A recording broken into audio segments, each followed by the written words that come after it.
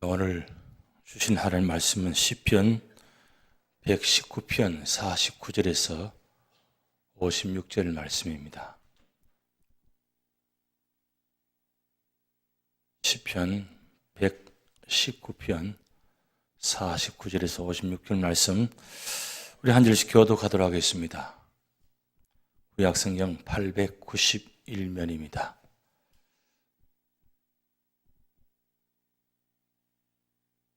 주의 종에게 하신 말씀을 기억하소서. 주께서 내게 소망을 가지게 하셨나이다. 이 말씀은 나의 고난 중의 위로라. 주의 말씀이 나를 살리셨기 때문이니이다. 교만한 자들이 나를 심히 조롱하였어도 나는 주의 법을 떠나지 아니하였나이다. 여호와여, 주의 옛 규례들을 내가 기억하고 스스로 위로하였나이다.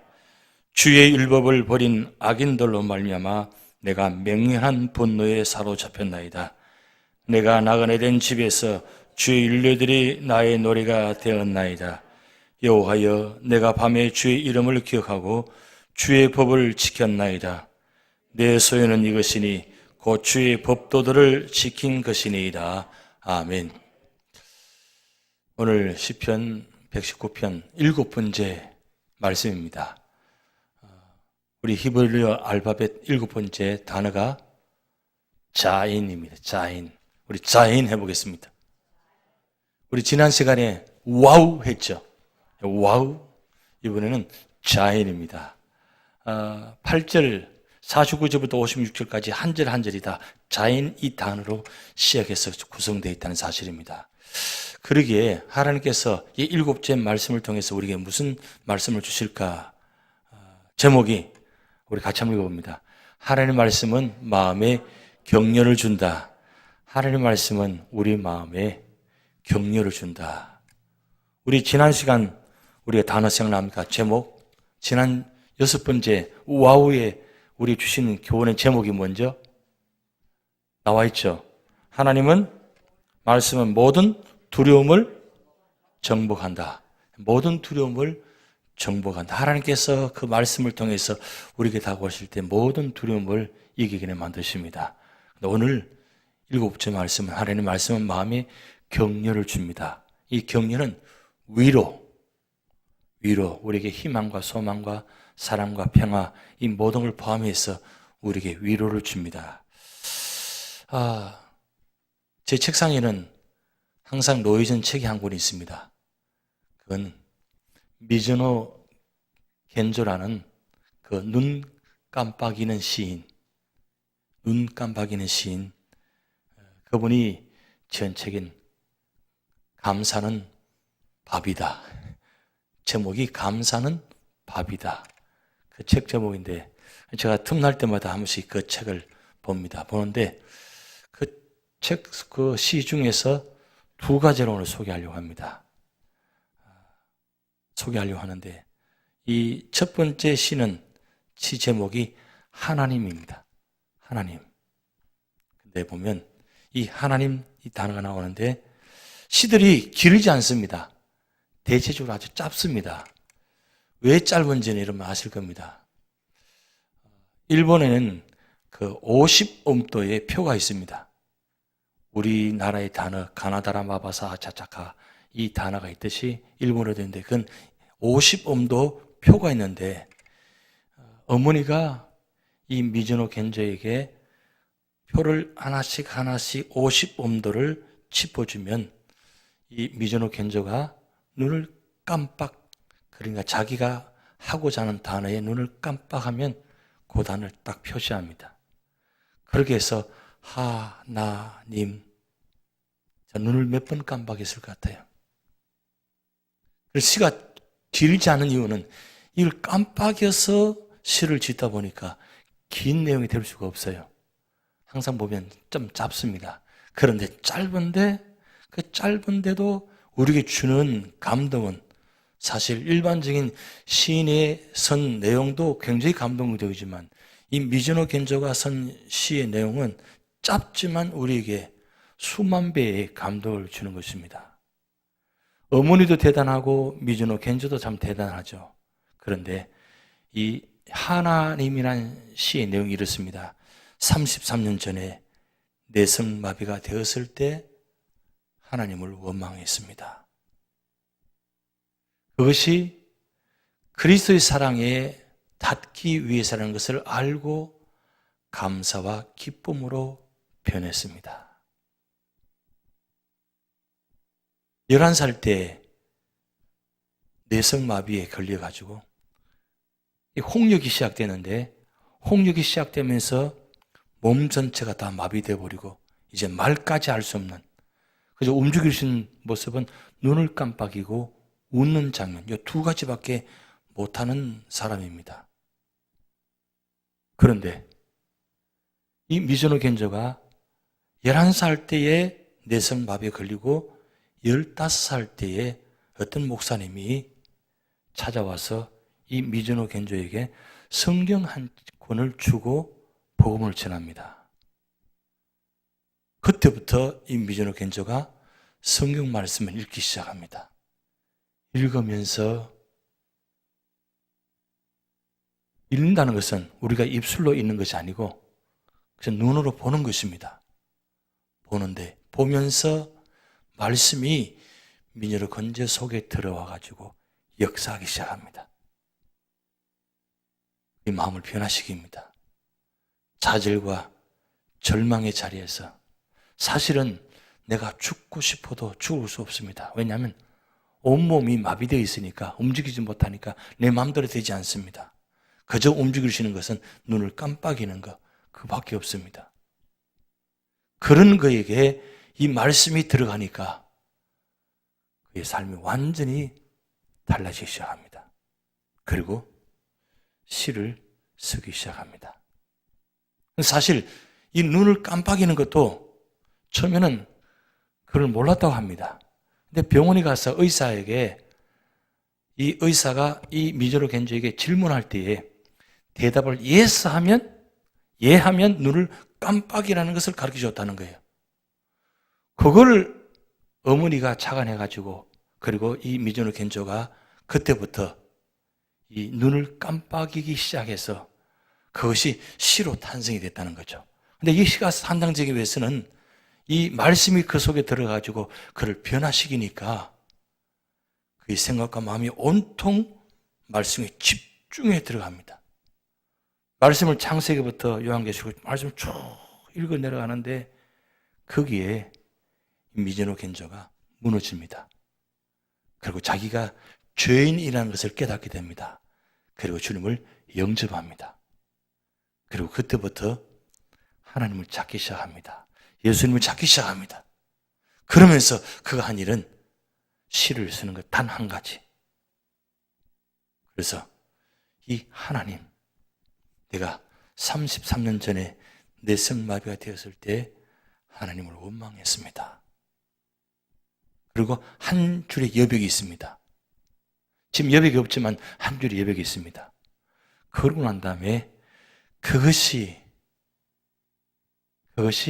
내가 내성마비가 된 것이 내가 원망할 일인데 왜 내가 내성마비가 되었느냐?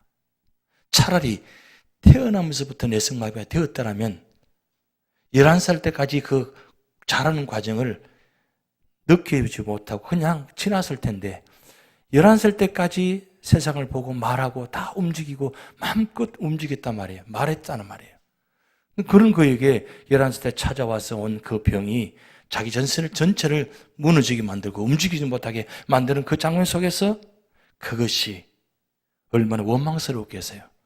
그런데 하나님 만나고 말씀 속에서 깨닫고 보니까 왜 내가 내성마비가 되었는가? 그것이 그리스도의 사랑에 닿기 위해서라는 것을 알고 감사와 기쁨으로 변했습니다. 오늘 우리는 어떻습니까? 우리가 예수 믿고 구원받은 후에 그 예수님의 사랑이 정말 그 사랑에 닿아 있는지, 가까이 다가와 있는지, 가까이 주님과 함께 있는지, 그것이 내가 예수 믿고 구원받고 네가 예수 믿는 자체가 감사하고 기쁨인지, 그걸 이 미즈노 겐조의 이 하나님이라는 시 속에 압축되어 있다고 합니다. 근데 하나 더 보시면 여기는 제목이 말씀입니다. 제목이 말씀인데 이런 내용입니다. 하나님, 오늘도 말씀해 주세요. 단 한마디 뿐이어도 좋습니다. 내 마음은 작아서 많이 주셔도 넘쳐버려 아까우니까요. 눈을 뜨셔가지고 저 시를 한번 보시기 바랍니다. 요즘 점점 보면 눈꺼풀이 자꾸 무거워지셔가지고 자꾸 눈을 감으세요. 아니면 묵상하시는 분이 점점 많아지시는데 말씀을 보셔야 됩니다. 보셔서 말씀은 눈으로도 읽으시고 입으로도 읽으시고 자꾸 그렇게 하셔야 돼요. 왜냐하면 그것이 우리에게는 축복이기 때문입니다. 눈을 떠서 내가 눈으로 읽을 수 있다는 것, 내가 입이 있어서 읽을 수 있다는 것, 이 자체가 축복입니다. 미전어 견주만 생각하더라도 우리가 그렇지 않습니까? 보세요. 말을 못합니다. 그런데 말씀이 얼마나 그리우면, 얼마나 말씀 속에 하나님의 말씀을 듣고 싶으면 미전어 견조가 이 말씀이라는 시를 제목을 짓고 하나님 오늘 또 말씀해 주세요. 단 한마디 뿐이어도 좋습니다. 왜요? 내 마음이 너무 작아서. 저는 이 시 내용을 보면서 제 마음이 좀 그랬습니다. 우리는 너무 많은 말들을 들려고 하잖아요. 그런데 하나님께서 한마디라도 해주시면 그 한마디가 뭡니까? 사랑한다. 그 한마디라도 우리 들으면 얼마나 축복입니까? 그런데 놀라운 사실은 이미 성경 안에 하나님께서 말씀을 다 해놓으셨다는 사실입니다. 성경 외에는 다른 예언이 없습니다. 이미 예언은 다 끝났습니다. 성경 안에 66권 안에 다 기록되어 있습니다. 하나님께서 이 성경 말씀을 통해서 이미 다 말씀해 놓으셨습니다. 그런데 그 말씀을 우리가 듣기를 원하신다면 말씀 보시면 됩니다. 보시면 하나님께서 말씀합니다. 그런데 그 기록된 문자가 로고스의 말씀이 레마의 말씀으로 바뀌어서 내게 튀어나옵니다. 말씀합니다. 지금 미즈노 겐조가 말씀 속에 들어가서 이 말씀을 깨닫고 나니까 하나님께서 많은 말씀을 하시자는 것이 단 한마디로 딱 정리합니다. 미즈노 겐조가 66권 전체를 읽고 난 다음에 딱 한 단어, 사랑이란 단어. 내가 너를 사랑한다. 이걸 딱 한 단어로 요약해야 돼요. 그래서 그런 말이 있었어요. 이 66권을 옛날에 약탕기 약을 짜듯이 짜내면 뭐가 나올 거 아니야? 사랑이라는 단어가 나온다 그래요. 그 사랑이 이 구구절절 1189장에 다 담겨져 있다는 거죠. 그래서 미전어 견주는 언제나 많은 말씀보다 단 한마디라도 듣고 싶어하는 마음. 여러분 오늘 여러분 어떻습니까? 예배 때마다 많은 말씀을 듣고 있습니다. 또 우리가 눈으로 말씀 보고 있습니다. 그러면 그 많은 말씀 중에 내가 어느 정도 기억하고 있습니까? 많이 기억하고 계십니까? 그런데 여러분 그 많은 말씀 중에 내가 한 단어를 붙잡으셔야 됩니다. 미즈노 겐조가 그 한 단어를 붙잡으니까 그 인생에 정말 놀라운 삶이 변화됩니다. 그런데 이 미즈노 겐조가 눈을 깜빡이면서 시를 짓기 시작했는데 1집이 나오고 난 다음에 어머니가 돌아가셨어요. 그러면 이제 누가 옆에서 어머니 역할을 해주느냐? 없잖아요. 그래서 사람들이 야 이제 미즈노 겐조는 시가 이제 나올 수 없겠구나 했는데 놀랍게도 2집, 3집, 4집 계속 나오는 거예요. 여러분 이 하나님 이 말씀 이건 두 번째, 세 번째 집에서 나오는 시집인 내용입니다. 어떻게 이렇게 나올 수 있는 거예요? 다 포기할 수 있는 상황인데. 그래서 여러분 일본의 그 유명한 미오라 아야코 여러분 아실 겁니다. 그 미오라 아야코가 이 미즈노 겐조 소식을 듣고 난 다음에 기도를 많이 했다고 합니다. 저 1집 나오고 난 다음에 2집부터 나와야 되는데 기도를 많이 했는데 놀랍게도 이 미오라 아야코의 기도와 그 다음에 일본 열대에 많은 사람들이 이 미즈노 겐조를 위해서 기도하는 가운데서 2집, 3집, 4집이 시가 나와가지고 많은 사람들에게 감동을 주었습니다. 이 미즈노 겐조는 1984년도에 하나님 부르심 받았습니다. 근데 오늘 또 아직까지도 이 미즈노 겐조의 시집이 많은 사람들에게 감동을 주고 있습니다. 근데 그는 한마디로 감사는 밥입니다. 그가 그렇게 고백했어요. 감사는 밥입니다. 무슨 뜻이에요? 내가 밥 먹듯이 감사를 하라는 거예요. 감사할 수 있나요? 감사할 수 있는 상황이 되어집니까? 감사하는 상황이 우리에게 주어져 있습니까? 아닙니다. 아무리 둘러보아도 감사할 수 있는 상황들이 아닙니다. 그저 원망하고 탄식할 수밖에 없는 상황들이 도처에 우리 깔려 있습니다. 그런데도 감사하라는 이유가 무엇입니까? 그게 바로 하나님께서 우리에게 주신 은혜이기 때문입니다. 그래서 범사에 감사하라. 범사에 감사하라. 이 범사는 이름에도 그럼에도 저름에도 불구하고 감사합니다. 감사에 넘치는 감사입니다. 넘치는 감사 제목들이 없습니다. 그런데 넘치는 감사, 그게 바로 이름에도 그럼에도 저름에도 우리가 불과하면 감사가 나온다는 거예요. 그래서 하나님은 우리에게 감사하는 자를 통해서 하나님 능력을 부어주시고 회복시켜 주시고 치료하시고 능력으로 인도하실 줄 믿습니다. 오늘 시편 119편의 7번째 말씀입니다.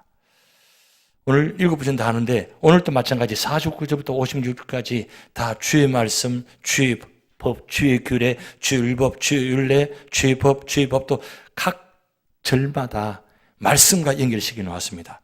오늘 49절 말씀 다시 한번 보겠습니다. 49절 말씀 이렇게 기록됩니다. 주의 종이 하신 말씀을 기억하소서. 주께서 내게 소망을 가지게 하셨나이다. 자, 이 시편의 기자는 상황이 굉장히 어려운 상황입니다. 그런데 그 어려운 상황 가운데 지금 소망을 어디 들었냐면 주의 종이 하신 말씀을 붙잡고 거기에다가 소망을 두는 거예요. 근데 그 소망의 말씀이 무슨 말씀이냐? 그 말씀이 신명기 28장 1절에서 14절 말씀입니다. 지난주에도 말씀드렸습니다. 신명기 28장 1절에서 14절 말씀이 바로 축복의 말씀인데 오늘 1절 말씀만 보면 이렇게 기록되어 있습니다. 내가 내 하나님 여호와의 말씀을 삼가 듣고 내가 오늘 내게 명령하는 그의 모든 명령을 지켜 행하면 내 하나님 여호와께서 너를 세계 모든 민족 위에 뛰어나게 하실 것이라. 이 1절 말씀입니다. 그 후에 1절 14절까지 이 말씀을 듣고 그 명령을 지켜 행하는 자에게 축복이 어떤 축복인지 14절까지 말씀 기록되어 있습니다. 그런데 이 시편 기자가 이 말씀을 붙잡는 거예요. 이 말씀을 붙잡으니까 절망적인 상황인데 이 시편 기자는 이 말씀 때문에 소망이 있는 거예요. 여러분 말씀이 소망이라는 것 여러분 체험하고 계십니까? 다 무너져 있는데 다 없는 것 같은데 절망적인 상황인데 말씀 하나 붙들고 있으니까 그 말씀이 나에게는 뭐예요? 구원자 역할을 하는 거예요. 아무것도 안 보이고 캄캄한데 그 말씀 한 구절이 아주 세미한 빛처럼 보이기 시작하면서 그 캄캄한 밤인데 그 말씀이 내 눈을 뜨게 만들고 내 마음을 열게 만들고 그리고 소망을 둔다는 거. 그래서 오늘 시편 기자는 49절에 주의 종이 하신 말씀을 내가 기억하는데 주께서 내게 소망을 가지게 하셨나이다. 그래서 오늘 여러분 주신 이 말씀들이 여러분의 소망입니다. 이 소망의 말씀을 여러분 붙잡으시기 바랍니다. 세상에 소망을 붙잡으면 그 세상의 소망은 언젠가 무너집니다. 잠시 있다가 안개처럼 자욱하게 다 차지하는 것 같은데 햇빛만 비치면 순식간에 사라져버리는 것이 안개잖아요. 그게 소망이 될 수가 없습니다. 세상에 있는 모든 것들은 우리가 영원의 소망이 될 수가 없습니다. 잠깐 어느 정도는 우리의 소망이 될 수 있습니다. 그런데 말씀은 나에게 단순한 소망이 아니고 그 말씀이 내 속에 들어와서 능력이 되어지고 나의 생각과 마음을 변화시켜주고 그 말씀 속에 들어가니까 나도 모르게 눈이 떠지게 되고 그리고 캄캄하고 절망적인 내 마음 속에 이 말씀이 들어오니까 아무도 나를 위로해 주는 말이 되지 않았는데 이 말씀이 들어오니까 내 마음에 위로가 되어지는 거예요. 힘이 되어지는 거예요. 그래서 시편 18편 1절 말씀 보면 나의 힘이 되신 여호와여 내가 주를 사랑하나이다. 주님 말씀이 그 주님의 사랑이 나에게 힘이 된다는 거예요. 그래서 말씀이 시편 기자에게는 전적인 소망이 된다는 말씀입니다.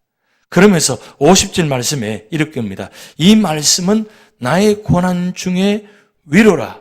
그리고 주의 말씀이 나를 살리셨기 때문입니다. 그래서 시편 기자는 말합니다. 말씀이 세상 어느 것도 나를 위로해 주지 않았는데 말씀이 나의 위로가 되었다는 것. 그래서 욥기 6장 10절 말씀 보면 욥이 다 무너졌는데 그가 그렇게 고백합니다. 그러할지라도 내가 오히려 위로를 받고 그칠 줄 모르는 고통 가운데서 기뻐하는 것은 내가 거룩하신 이 말씀을 거역하지 아니하였습니다. 욥이 그 절망적인 기가 막힌 상황 가운데 있음에도 불구하고 욥은 다 무너져도 말씀 하나는 붙들고 있습니다. 그래서 그러할지라도 이 그러할지라가 뭐냐면 내가 지금 다 무너져 있는 상황이다 할지라도 내가 오히려 위로를 받아요.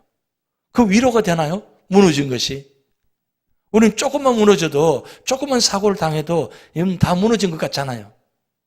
그런데 욥은 다 무너졌어요. 가장 가까이 있는 사람도 다 도망가 버렸어요. 그러면 희망이 없잖아요. 소망이 없잖아요. 근데 어떻게 위로가 돼요? 그게 어떻게 위로가 돼요? 그 기가 막힌 상황 가운데서 욥이 위로받을 수 있던 것은 뭐냐면 내가 끝까지 말씀을 붙잡았다는 것. 붙들고 있다는 것. 거역하지 아니하였다는 것. 그래서 욥이 뭐라고 고백합니까? 나의 가는 길을 오직 그가 하시나니 나를 단련하신 후에는 나를 순금같이 나오게 하리라. 입술로 주신 자도 여호와시여 취하신 자도 여호와시라는 것. 그 고백하는 모습 보시기 바랍니다. 어떻게 고백할 수 있나요? 결국 무엇을 붙잡은 겁니까? 말씀을 붙잡은 겁니다. 말씀을 붙잡았다는 것은 결국 하나님을 붙잡았다는 뜻이에요. 여러분 이 성경 말씀 우리가 붙들고 있는 것, 이 붙들고 있는 순간에 누굴 붙잡고 있는 줄 아십니까? 하나님을 붙잡고 계시는 거예요. 하나님은 어떤 분입니까? 하나님은 모든 것을 아시는 분입니다. 모든 것에 계시는 분입니다. 모든 것을 할 수 있는 분입니다. 그분이 전능하신 하나님이십니다. 그러면 됐잖아요. 다 무너져도 하나님만 붙들고 계시면 하나님은 회복시켜 주신다는 거예요. 그래서 욥의 결론은 뭡니까? 내가 그동안 귀로만 들었는데 이제는 눈으로 주를 배움나이다. 하나님 붙들고 내 눈이라도 주님을 보면서 붙들고 있는 거. 그렇게 하니까 하나님께서 어떻게 하셨습니까? 배로 축복해 주시는 모습을 결론 나타났잖아요. 요한복음 14장 27절 말씀 봅니다. 우리 다 같이 읽습니다. 평안을 너에게 끼치노니 곧 나의 평안을 너에게 주노라. 내가 너에게 주는 것은 세상이 주는 것과 같이 아니하니라. 너희는 마음에 근시담하지 말고 두려워하지도 말라. 이건 예수님께서 하신 말씀입니다. 두려워하는 제자들에게 두려워하지 말라고 합니다. 그럼 두려워하지 않으려면 어떻게 됩니까? 평안한 마음이 있어야 돼요. 근데 이 평안은 어디로부터 시작되느냐? 바로 그리스도의 평안입니다. 그리스도께서 내 안에 계셔야 평안입니다. 그런데 그리스도께서 단순히 그냥 평안하라고 말씀하지 않고 말씀을 주셨습니다. 그 말씀을 붙잡아라는 거죠. 그 말씀을 붙들고 있으면 내 마음에 평안이 이루어진다는 거예요. 그래서 우리는 할 수만 있으면 내 입술에서, 내 귀에서, 내 눈에서 말씀이 떠나지 않도록 하셔야 됩니다. 왜요? 그 말씀이 나를 위로하게 되고, 그 말씀이 나를 평안함을 주고, 그 말씀이 나에게 힘이 되어주기 때문입니다. 고린도후서 1장 3절에 4절 말씀 이렇게 기록됩니다. 찬송하리로다. 그는 우리 주 예수 그리스도의 하나님이시여 자비의 아버지시여 모든 위로의 하나님이시며. 그리고 4절 우리 같이 있습니다. 우리 모든 환난 중에서 우리를 위로하사 우리로 하여금 하나님께 받는 위로로서 모든 환난 중에 있는 자들을 능히 위로하게 하시는 이시로다. 아멘. 하나님은 우리에게 위로의 하나님이십니다. 환난 중에 하나님 우리를 위로하십니다. 그런데 여기서 아주 중요한 건 그 위로받음이 오히려 그 위로를 통해서 다른 사람, 환난 많은 사람에게 위로자가 되어진다는 거예요. 내가 환난 당했을 때는 내가 지금 죽을 지경입니다. 힘든 상황입니다. 그런데 하나님 말씀을 통해서 내가 위로받으니까 나 자신의 위로로 끝나지 않고 이 위로가 위로의 통로가 되어버리는 거예요. 나도 모르게 후에 그 환난 당한 일들이 오히려 지금 옆에 주변의 사람들에게 위로자가 된다는 거예요. 여러분 미국 와서 그런 분들 많이 만났을 거예요. 어려움을 당하면 그 세상 사람도 그렇게 이야기합니다. 나도 다 당해봐서 당해봐야 알아. 원래 다 그런 거야. 그럼 미국 와서 그런 말 많이 들었잖아요. 그 위로가 안 됩니다, 사실은. 어떻게 그 상황을 이겨낼 수 있습니까? 그런데 믿음의 사람은 내가 미국 와서 먼저 와서 겪은 환난이나 고통 이런 어려운 일들 당한 그것 지금 겪었잖아요. 그러면 지금 와서 겪는 사람들 마음을 알잖아요. 그래서 그분에게 다가가서 손을 잡아줍니다. 내가 이럴 때 이렇게 이겨냈다고. 당해봐야 하는 것이 아니고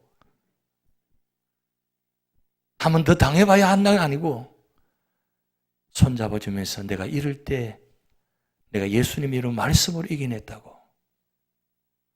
말씀을 통해서 이게 능력이 이겼다고. 말씀만이 힘이 된다고. 그렇게 이 전달해 주면 그분이 말씀을 붙잡잖아요. 사람을 붙잡는 것이 아니라 문제를 붙잡는 것이 아니고 말씀을 붙잡아야 되는 거예요. 그것이 오늘 우리의 사명입니다. 그래서 환난 중인 자들을 능히 위로하게 하신 이시로다. 이게 바로 무슨 뜻입니까? 바로 그리스도의 사랑, 기로스의 은혜, 받은 축복을, 은혜를 나눠줄 때 내 경험을 나눠주는 것이 아니라 그리스도를, 말씀을 나눠주는 거예요. 그러면 그 말씀이 그리스도께서 그에게 속에 들어가셔서 위로하게 만들고 이겨내게 만듭니다. 그것이 계속해서 반복되어지는 모습. 그래서 악순환이 되어지는 것이 아니라 선순환이 되어지는 거예요. 그게 얼마나 아름다운 모습입니까? 그리고 데살로니가후서 2장 16절에 17절 말씀 이렇게 말씀되어 있습니다. 우리 주 예수 그리스도가 우리를 사랑하시고 영원한 위로와 좋은 소망을 은혜로 주신 하나님 우리 아버지께서 너희 마음을 위로하시고 모든 선한 일과 말에 굳건하게 하시기를 원하노라. 하나님 위로가 우리에게 주어지면 말과 행동이 굳건해진다는 거예요. 세워진다는 거예요. 그게 바로 하나님 주신 위로입니다. 자, 여러분 시편 22편 7절 8절 말씀 우리 같이 한번 읽어봅니다. 나를 보는 자는 다 나를 비웃으며 입술로 삐죽거리고 머리를 흔들며 말하되 그가 여호와께 의탁하니 구원하실 걸 그를 기뻐하시니 건지실 걸 하나이다. 아멘. 여러분 이 말씀은 51절 52절 말씀인데 51절 말씀합니다. 교만한 자들이 나를 심히 조롱하였어도 나는 주의 법을 떠나지 아니하였나이다. 자, 내가 이 힘든 가운데 말씀 붙들고 믿음으로 살려고 막 몸부림치는데 주변에서 뭐라고 하느냐? 다 소용없어. 나도 옛날에 기도 많이 해봤어. 말씀 많이 읽어보았어. 다 소용없는 일이야. 괜히 힘들게만 해. 그렇게 조롱한다는 거예요. 믿음의 사람이 함께 있으면서 격려해주고 위로해주는 것이 아니라 오히려 조롱합니다. 뭔가 좀 봉사하려고 하면 나도 다 봉사해서 뭘 그렇게 열심히 하는 척하냐 폼 잡냐고 좀 조용히 있지 너무 나서지 말라고. 그 위로가 돼요? 실족합이 되잖아요. 좀 뭔가 좀 새 가족이 들어와서 좀 교회 안에서 좀 봉사를 하면 가만히 있어. 3년은 기다려야 돼. 뭘 아는 척하고 나서느냐고. 그 말 한마디가 뭐예요? 사람 완전 실족하게 만들어버리잖아요. 그런데 믿음의 사람은 어떻게 하면 조롱하는 것이 아니라 격려해 주는 거죠. 그런데 지금 이 시편 기자는 그렇게 막 조롱하고 비수하는 가운데 그가 끝까지 이겨낼 수 있는 이 축복은 뭐냐면 나는 주의 법을 떠나지 아니하였나이다. 그런 상황 가운데도 이 시편 기자는 뭐예요? 말씀을 붙잡았다는 거예요. 말씀 안에 있었다는 거예요. 그러니까 말씀 안에 있으니까 그런 실족함이 조롱함이 오히려 뭐예요? 전화위복이 되는 거예요. 더 말씀을 더 가까이 하게 만드는 거예요. 말씀을 더 멀리 하게 하는 것이 아니라 더 말씀의 자리에 가까이 가게 해주시는 사실을. 그러니까 시편이 고백하잖아요. 그리고 52절 말씀 보면 여호와의 주의 옛 규례들을 내가 기억하고 스스로 위로하였나이다.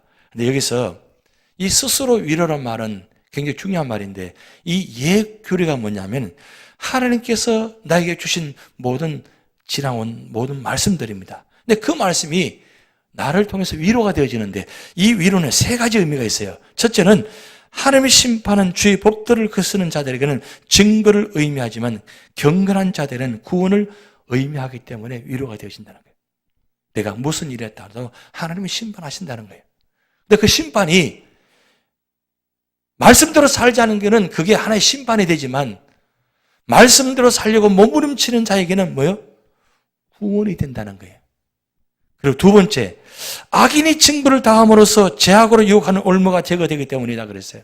악인이 징벌을 당함을 통해서 죄악이 유혹하는 올무가 없어지는 겁니다. 주변에서 이 죄악으로 말미암아 자꾸 유혹하잖아요. 그런데 하나님께서 이 악인을 징벌하십니다. 징벌하시게 되면 그 악인이 없어지게 되니까 결국 유혹자가 사라지게 되는 거죠. 그리고 세 번째 의미가 뭐냐면 심판을 통해 하나님의 공의가 밝히 드러나기 때문입니다. 이건 정말 좀 중요한 말씀입니다. 하나님은 공의의 하나님, 사랑의 하나님이라고 합니다. 만약에 하나님이 공의의 하나님이 되지 않다면 오늘 이 자리에 있기 힘듭니다. 예수 믿기 힘듭니다. 말씀대로 살기 힘듭니다. 왜냐하면 세상은 정반대 현상이 나타나기 때문입니다. 정의로운 자가, 정직한 자가 세상에서 축복하는 것이 아니고 정직하게 살면 성공하는 것이 아니고 오히려 술수와 업무와 이런 걸 통해서 성공하는 것이 세상의 하나의 방법입니다. 물론 다 그런 것은 아니지만 끝까지 정직해서 끝까지 진실되게 살기가 쉽지 않은 것이 세상입니다. 그러기에 그것 때문에 많은 실족함이 있습니다. 악인이 어떻게 저렇게 성공할 수 있습니까? 그게 질문이잖아요. 어떻게 악인이 저렇게 성공할 수 있습니까? 분명히 저 사람은 악한 모습입니다. 그런데 아무 어려움도 없어요. 오히려 더 잘 돼요. 하는 일마다 더 잘 돼요. 그러니까 정직하게 사는 사람은 늘 힘들어요. 그 모습 보면서 견디기가 힘들다는 거죠. 그런데 그게 영원한 것 같아요? 아닙니다. 악이 무르를 때 가장 세상 사람 보기에는 가장 최고봉이 오를 때 가장 크게 무너진다는 거예요. 하나님은 악을 절대로 그냥 두지 않습니다. 왜냐하면 공의의 하나님이시기 때문입니다. 그래서 시편 기자는 그 하나님 주신 말씀들 때문에 그 말씀 때문에 내가 위로받는다. 하나님은 반드시 심판이 있다는 거. 그래서 오늘 우리가 세상 살아가면서 아무리 어려움이 있다 할지라도 내가 어떤 상황 가운데서 정직하게 하면서 어려움 당한다 할지라도 우리가 끝까지 소망을 갖고 있는 이유는 뭐냐면 하나님께서 정직하게 진실되게 믿음으로 사는 자는 반드시 하나님께서 보호하신다는 거, 인도하신다는 거. 이게 바로 성경에 나타나는 말씀입니다. 그리고 그 하나님 법도로 따르는 사람은 영원하는 거. 그 말씀을 지금 말씀하고 있잖아요. 그래서 오늘 52절 여호와의 주 옛 규례를 내가 기억하고 스스로 위로하였나이다. 그리고 53절 말씀 보면 주의 율법을 버린 악인들로 말미암아 내가 맹렬한 분노에 사로잡혔나이다. 여기 문자적으로 말씀 보면 쉽지 않은 말씀인데 우리 히브리서 10장 26절에서 27절 말씀 이렇게 기록되었습니다. 우리가 진리 아는 지식을 받은 후 짐짓 죄를 범한 적 다시 속지 않은 제사가 없고 오직 무서운 마음으로 심판을 기다리는 것과 대적하는 자를 태울 맹렬한 불만 있으리라. 자, 여기 말씀 보면 율법을 버린 악인들로 말미암아 내가 맹렬한 분노에 사로잡혔나이다. 이 말씀은 지금 악인들이 지금 성화하고 있습니다. 잘 되고 있습니다. 그런데 내 마음속에 분노가 일어납니다. 그런데 이 분노는 세상 사람들이 그 모습을 보면서 분노하는 모습과는 다릅니다. 어떤 분노냐? 이건 거룩한 분노예요. 거룩한 분노. 이 맹렬한 분노에 사로잡혔다. 왜냐하면 율법을 버린 악인들이 잘 되는 것이 그것이 영원하지 않는다는 사실을 너무나 잘 알고 있기 때문에 시편 기자가 저렇게 하다가는 한 번에 완전히 망할 텐데, 큰일 날 텐데, 저러다가는 안 될 텐데 하는 마음이 있거든요. 왜요? 하나님이 어떤 분인가를 이 시편 기자는 너무나 잘 알고 있습니다. 그래서 악인이 잘 됨을 여러분 그냥 부러워하는 게 아니에요. 오히려 마음이 불안합니다. 저거 곧 망할 텐데. 순식간에 망할 텐데. 잘 되는 것 같은데 저는 순식간에 망할 텐데. 그걸 알고 있거든요. 하나님은 공의 하나님이시기 때문에 반드시 하나님 정하신 때 저 반드시 심판하신다 알고 있기 때문에 이 시편 기자는 스스로가 분노하고 있습니다. 그래서 이 분노는 세상 사람들이 나타나는 성격적인 분노가 아니라 거룩한 분노. 이 분노에 사로잡혔다고 그랬어요. 여러분, 이거 우리가 이 말씀 안에 있으면 이런 은혜를 주어줍니다. 그래서 악인이 세상의 모습이 우리는 자랑지 않습니다. 부러워하지 않습니다. 세상 것이 아무리 좋아 보이고 아무리 잘 된다 할지라도 거기에 치우치지 않습니다. 왜요? 전 영원하지 않기 때문입니다. 영원하지 않기 때문에 부러워하지 않는 거예요. 결국 시편 기자는 어디에 마음을 두느냐? 오직 말씀의 영원한 말씀에만 초점을 두고 있다는 거예요. 그러니까 시편 기자는 말씀 안에 있으니까 말씀 안에서 자유함을 얻고 말씀 안에 있으니까 세상 것이 부러우지 않고 거기에 행복하지 않습니다. 오히려 말씀 안에 있는 것 자체 다 가진 것이 없다 할지라도 말씀 하나 그 안에 머물고 있는 이 자체만이라도 너무너무 감사하고 행복한 거예요. 여러분, 말씀 안에 있다는 자체가 그것만 하나도 행복하다고 느낄 수 있어야 돼요. 그러면 세상의 어떤 어려움도 이겨낼 수가 있습니다. 그리고 오늘 54절 말씀에 이렇게 됩니다. 내가 나그네된 집에서 주 일들이 나의 노래가 되었나이다. 자, 여러분, 히브리서 11장 16절 말씀 보면 이렇게 됩니다. 그들이 이제는 더 나은 본향을 사모하니 곧 하늘에 있는 것이라. 이러므로 하나님이 그들의 하나님이라. 일컬음 받으심을 부끄러워하지 아니하시고 그들을 위하여 한 성을 예비하셨느니라. 이 히브리서 11장은 바로 믿음장입니다. 그 믿음으로 산 사람들의 16명이 기록된 본문장입니다. 그런데 그 기록된 인물들이 어떻게 그 고난과 역경과 어려움을 이겨낼 수 있었느냐? 바로 한 성을 예비하셨느니라. 하나님께서 준비한 성을 바라보니까 지금 내가 가지고 있는 이 세상이 영원하지 않는 것을 알고 있습니다. 그래서 시편기의 고백처럼 이 세상은 나그네 길이라. 나그네 길. 나그네 집이라는 거죠. 세상 사람들은 나그네라고 이야기하지만 우리 믿음의 사람은 나그네 길이 아니고 순례의 길입니다. 저 멀리 배는 나의 시온성. 이번 11월 달 그 복음성가 한 곡 중에 들어가 있습니다. 저 멀리 배는 나의 시온성. 하나님께서 우리에게 저 멀리 배는 것 같지만 시온성을 준비해 놓으셨습니다. 이 시온성을 바라보면 지금 이 상황이 어떤 상황이 되어져도 그게 캄캄한 밤이라도 이겨낼 수 있다는 거예요. 왜? 시온성을 준비해 놓으셨으니까. 그래서 시편 기자는 자기 스스로 이야기합니다. 내가 나그네된 집에서 주의 율례들이 나의 노래가 되었나이다. 오히려 원망하는 것이 아니라 주님을 찬양하고 노래 부르며 가는 겁니다.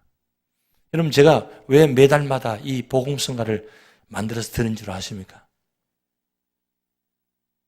이 세상 나그네 길, 이 가운데 이제는 순례의 길을 걸어가시면서 원망하고 탄식하고 비난하고 조소하며 살아가는 세상이 아니라 찬양하며 말씀 안에서 살아가시도록 그렇게 하기 위해서 만들어 드리는 겁니다. 할 수만 있으면 입술에서 찬양이 끊이지 마시기 바랍니다. 말씀이 끊이지 마시기 바랍니다. 말씀과 찬양, 기도, 이것이 나를 이기게 하는 방법입니다. 그래서 오늘 시편 기자가 56절에 정말 중요한 말씀하는 구절을 하지 않았어요. 56절 같이 읽어봅니다. 내 소유는 이것이니 곧 주의 법도들을 지킨 것이니이다. 여기 한 절 말씀에 너무 많은 내용들이 함축되어 있습니다. 그런데 이 소유란 단어가 나와요. 소유. 이 소유는 내가 가지고 있는 물질, 이것을 소유로 말하는 것이 아니고 내가 그 어려운 가운데도 말씀을 지킨 흔적의 자리, 그것이 내가 갖고 있는, 세상이 갖고 있는 그 물질보다도 더 귀하다는 거죠. 그걸 소유라고 이야기합니다. 그래서 그 소유를 내가 갖고 있기 때문에 내가 행복합니다. 여러분, 지금까지 살아오시면서 주님 말씀대로 살려고 몸부림치는 흔적들이 있죠.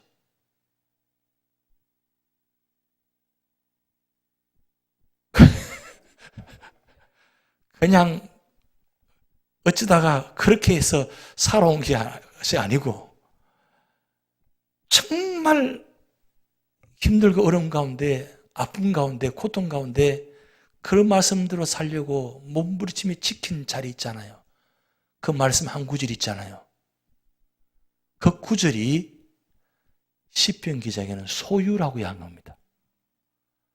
성경에 이렇게 표현한 것은 이 구절밖에 없어요. 수많은 사람들이 등장하는데 내가 지키는 흔적을 소유라고 이야기한 건 여기 한 구절밖에 없어요. 저는 이 말씀 보면서 정말 시편 기자는 놀라운 사람이다. 그걸 소유라고 생각하고 있다니까. 그럼 무슨 뜻입니까? 지금까지 살아오는 그 믿음으로 살아오는 흔적들이 시편 기자는 잃지 않고 있다는 거죠. 기억하고 있다는 거예요. 근데 그것이 처음에는 이게 소유인 줄 몰랐어요. 그런데 어려움을 당하고 보니까 지난날 내가 어려움 당한 그것의 흔적들이 지금 내가 당하는 흔적들을, 그 흔적 때문에 이겨내게 하는 힘이 됐다는 거예요. 힘이 되고 난 후에 깨달은 것은 하나님께서 내게 그런 모든 고난들이 그냥 지나친 것이 아니라 그 고난, 작은 고난 같은데 그 고난이 앞으로 주어질, 이루어질, 다가올 고난을 이겨내기 위해서 하나님 미리 하나님께서 준비해 주신 거구나. 이 테스트다. 나를 성숙한 신앙을 만들기 위해서 미리 넘어질 걸 아시고 미리 고난 주셔가지고 고난을 통해서 이기게 만들어서 말씀의 자리에 있게 하셔서 그것을 소유라고 고백할 수 있는 사람이 되었다는 거, 이게 얼마나 큰 은혜입니까? 여러분이 갖고 있는 그 소유 흔적들을 여러분 붙잡으시기 바랍니다. 그게 바로 감사 제목입니다. 이번 주에 26가지 감사 제목이 있는데 그 감사 제목 아직도 안 가져가신 분 계세요. 가져가셔야 돼요. 그리고 힘드시지만 이 소유의 흔적들을 한번 적어보시기 바랍니다. 그러면 하나님께서 나에게 어떤 그런 흔적들을 남겨주셨는지, 사실 그게 나에게 앞으로 살아가는데 큰 힘과 위로가 됩니다. 그게 나를 격려해 주는 거예요. 그래서 힘들 때마다 그 펴보면 그것이 뭐요? 나의 지난날 삶의 흔적들이잖아요. 믿음으로 살아온 흔적들이잖아요. 실패의 자리가 아니고 믿음으로 승리한 자리예요. 하나님께 함께 하신 자리예요. 그런 함께 하신 자리들이 얼마나 많이 있습니까? 그렇다면 그 잊을 수 있나요? 잊어서는 안 됩니다. 기억하라 그랬어요. 여러분 구약 성경에 계속 반복되는 단어가 기억하라, 기억하라. 뭘 기억하라는 거예요? 하나님 말씀을 기억하라. 하나님 주신 은혜를 기억하라는 거예요. 기억하고 지키라 말씀하는 거예요. 그래야만 승리할 수 있다는 겁니다. 오늘 시편 119편의 49절 56절 말씀, 이 자인 이 단어가 여러분들에게는 그 은혜의 흔적들 기억이 되시기 바랍니다.